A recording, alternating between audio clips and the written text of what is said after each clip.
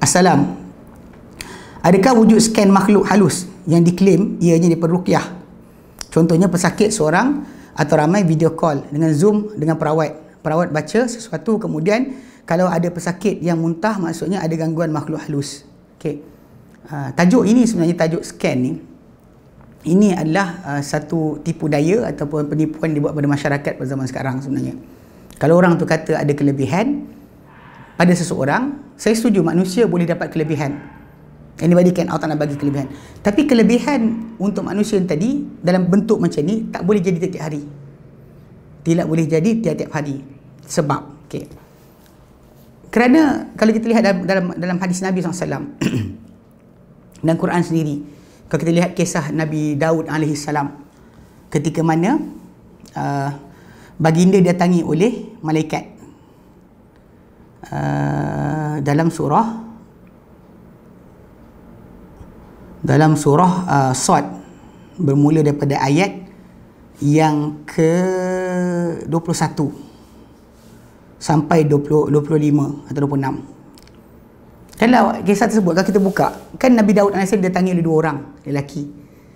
Yang seorang tu kata, saudara aku ni ada 9 ekor kambing, aku ada 1 ekor kambing. Kan dia nak ambil kambing aku, kan.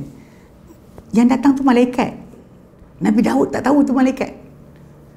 Kisah lain, Nabi Ibrahim AS, ketika para malaikat datang nak musnahkan kaum Nabi Lut, singgah rumah dia. Dia tak tahu tu malaikat. Dia siap sembelih lembu, anak lembu, masak dan hidangkan kepada tetamu dia. Dan tetamu dia tak makan, baru dia tahu ini bukan manusia. Para sahabat Nabi yang ramai ketika mana Jibril datang tanya soalan Islam, iman dan ihsan, seorang pun tak tahu lelaki itu siapa. Lepas pergi baru Nabi kata, itu Jibril datang kepada kamu untuk ajar kamu agama kamu. Kisah Abu Hurairah anhu ketika mana dia jaga taman sedekah, yang datang seorang lelaki cuba curi dan dia wrestling dengan lelaki tersebut, dia menang 3 hari berturut-turut.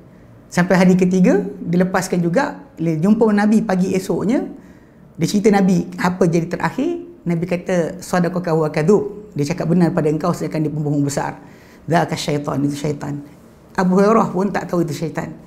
Kalau kita kumpulkan kisah-kisah ni, para sahabat Nabi, bukan para sahabat, para anbiya pun tak kasyaf. Sesuka hati boleh lihat. Sebab para anbiya alaihi wassalatu wassalam, mukjizat mereka ni hanya berlaku sekali-sekala, bukan dengan kehendak mereka. Sebab tu kenapa Ibrahim tak boleh tahu itu malaikat. Kalau dia tengok, malaikat, kenapa dah bagi hidangan? Kisah Musa tumbuk, malaikat yang datang nak ambil nyawa dia pun dalam bentuk rupa seorang manusia, pun dia tak tahu itu malaikat maut. Dia tumbuk juga. So basically, semua sekali kisah tadi menunjukkan bahawa tidak ada diketahui macam tu. Kalau orang tu mengaku dia boleh scan orang dan sebagainya, soalan nak tanya, adakah orang tersebut lebih bagus banding Ibrahim AS? Dia lebih bagus banding Abu Hurairah anhu? Siapa boleh mengatakan guru dia lagi baik dari Abu Hurairah anhu? Orang didikan Nabi, Nabi bela, Nabi asuh.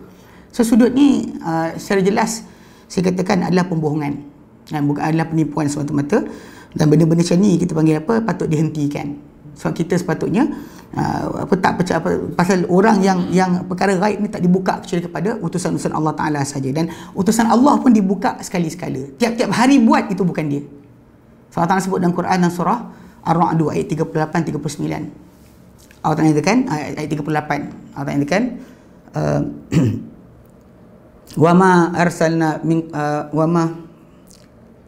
walaqad arsalna rusulan min qablik walaqad arsalna rusulan min qablik. Sungguh kami telah utuskan utusan-utusan Muhammad sebelum diri engkau.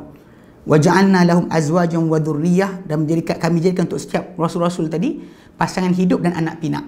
Okay, kenapa Allah Ta'ala sebut benda ni? Sebab Nabi SAW pernah inginkan supaya dapat bukti itu buat depan mata. Bila orang tu minta, engkau Rasulullah, ini bukti. Engkau Rasulullah, apa bukti? Buat. Kan kita dekat kan? Kan tayang kad kan mudah. Kad kuasa. Tiba-tiba Nabi tak boleh buat macam tu. Nabi minta Allah Ta'ala jawab dengan ayat 38 surah Ar-Ra'd. Allah Ta'ala nyatakan, walaqad arsalna rusulan min qabli, kami telah utuskan utusan-utusan hai Muhammad sebelum kau, wa ja'alna lahum azwajan wa dhurriyyah, dan kami jadikan untuk rasul-rasul berkenaan pasangan hidup dan anak pinak. Maksud dia manusia macam kau, bukan malaikat. Benar tak sebut wa ma kana rasulin ayyati bi ayatin illa bi idznillah, tak boleh untuk seorang rasul datangkan sebarang bukti kecuali dengan izin Allah. Maksudnya tak boleh dia buat apa-apa syaitan taklah izinkan. Musa tak boleh campak tongkat berkali-kali. Macam kan, kalau tidak kan ketika kisah Samiri kan campak tongkat kan mudah, ambil kau telan kan, dia boleh campak ketika masa Allah Ta'ala kehendaki, masa lain dia tak boleh buat. Tapi bila orang macam ni kan, scan tiap-tiap hari, bedah batin tiap-tiap hari, ini sihir dipanggil. Ini adalah sihir. Sebab apa yang pada para anbiya berlaku sekali-sekala, terjadi takkan berulang kecuali Allah Ta'ala izinkan. Masa Nabi banyakkan makanan sedikit, tapi ada masa para sahabat pun kebuluran. Nabi banyakkan makanan sedikit, ada masa para sahabat kebuluran. Nabi banyakkan sedikit, cerukkan tangan bagi dalam bekas air, keluar buat ratusan orang terima air, tapi ada masanya air tak ada sampai turun air tayamum. So fahamkan sudut itu. Jadi orang yang buat benda ajaib pelik-pelik tiap hari ini bukan dari Allah Ta'ala, ini daripada syaitan. Okey.